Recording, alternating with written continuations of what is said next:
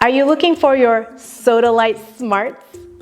My name is Sheila from Satin Crystals, and today we are discussing Sodalite stone, its meanings, its healing properties, and answering your top 5 questions about Sodalite.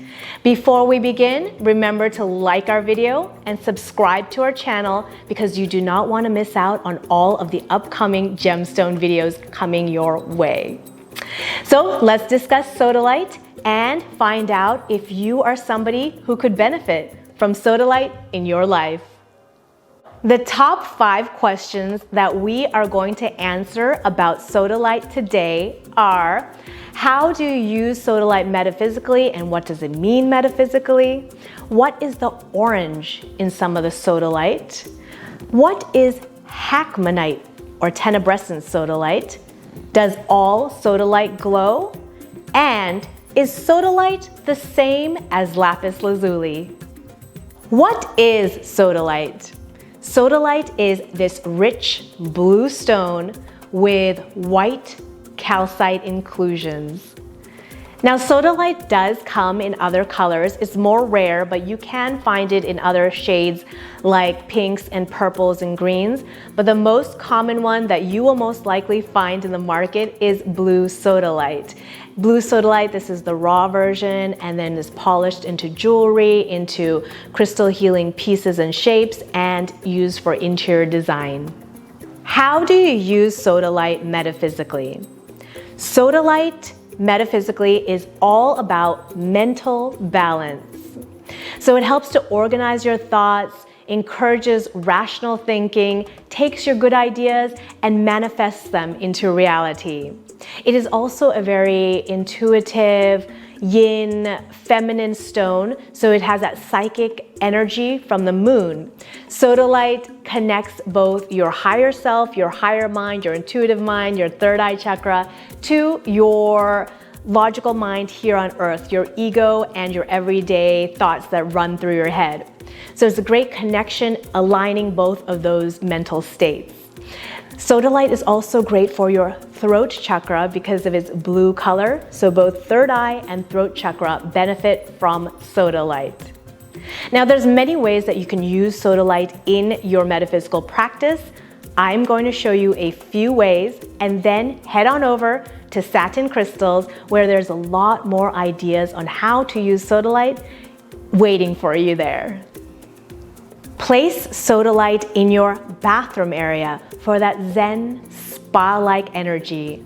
Sodalite is connected to the water element, which is flowing, soothing. It is all about rejuvenating. So Sodalite is great for the bathroom. This is a Sodalite facial roller. It is very soothing for the face. It is cool and calming, releasing that tension. Great for relaxing at the end of your day. Create a crystal layout with your Sodalite stones. So one example is you can place your Sodalite around your head while you are lying down. Place one on your third eye chakra and one on your throat chakra. So as we said, Sodalite vibrates with both of these chakras. So gathering up all the great ideas at your third eye chakra and letting you express them clearly through your throat chakra. This is a great crystal layout to do. Whenever you're having a mental block or your mind is just too chaotic and you can't think straight, place Sodalite over your third eye. You can lie down, relax, focus on the weight and the cool temperature of the stone and absorb that energy of that soothing balance of Sodalite to help calm your mind and organize your thoughts so that once again you can think clearly, logically, and rationally. Wear Sodalite bracelets when you are doing any kind of project that requires some inspiration for some mental clarity and for the ideas to flow freely. So if you're doing any writing, if you're doing studying, if you're a philosopher, if you're a student, Sodalite is great for anything that requires some creative inspiration. Use sodalite when you are wanting to let go of your control issues. So sodalite is a stone that lets go of that habit of everything has to be your way from your mental state. You can hold sodalite, you can meditate with it, you can keep it with you in your purse pocket, wear sodalite jewelry to remind you of this goal. So sodalite encourages you to go with the flow, adapt to the different situations instead of being rigid and thinking that they should only be one way. What is the orange in sodalite? So sometimes in some pieces of sodalite, you will find orange color, like this one here. And the orange is an orange feldspar. So this could be either a sunstone or a moonstone. And in the gemstone trade, you will find sodalite with orange inclusions called sunset sodalite. It's great for you if you are working with both the moon and the sun energies. What is Hackmanite or Tenebrescent sodalite? Now this is a very rare phenomena and natural phenomena found in this kind of sodalite where it changes colors depending on what kind of light wavelength it is in.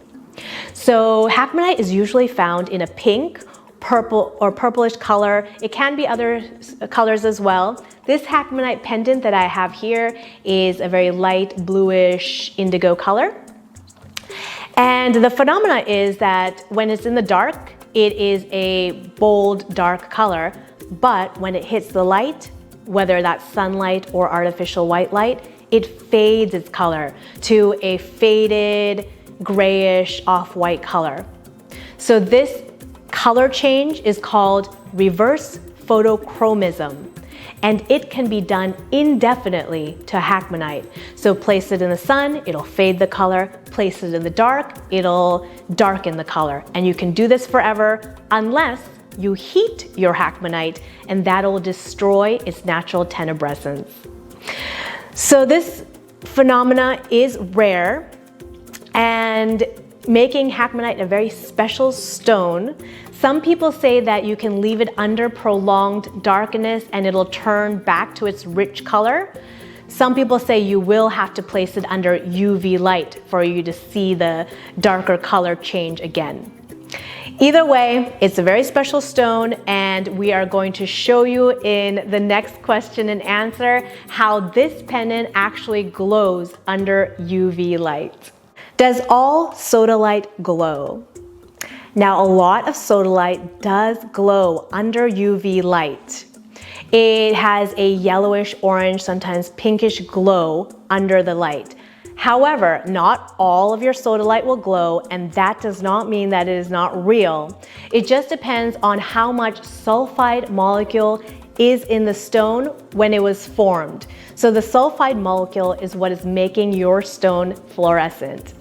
I'm going to show you an example in a bit. We're going to cut on over to a little video pile of sodalite stones, and I'm going to go over it with my UV flashlight that I have here. This UV flashlight is a 365 nanometer, and this is great for showing the glow in some of the sodalite. However, under different lights, the results might be different wavelengths.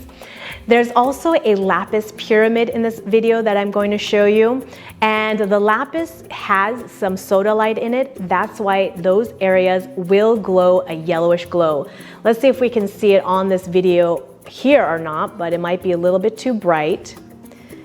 I'm not sure if you can see that, but we'll show you in the next clip. You will also see that Hackmanite pendant, and with the UV light on it, it'll glow the brightest at a bright pink.